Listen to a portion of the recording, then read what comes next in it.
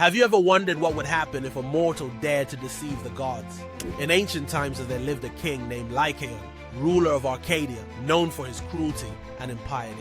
One fateful day, Zeus, the king of the gods, decided to visit Lycaon in disguise, seeking to understand the nature of humanity. Upon his arrival, Lycaon greeted the stranger with skepticism and suspicion. Instead of honoring the divine visitor, he concocted a dreadful plan to test Zeus's omniscience. In a twisted display of defiance, he prepared a banquet for the disguised god, serving a meal that included the flesh of a sacrificed choke. He believed that if Zeus was truly all-knowing, he would recognize the horror before him. Infuriated by this grotesque act, Zeus revealed his true form and unleashed his wrath upon Lycaon. With a roar that shook the heavens, he transformed the king into a wolf, a fate that would forever mark him as a beast.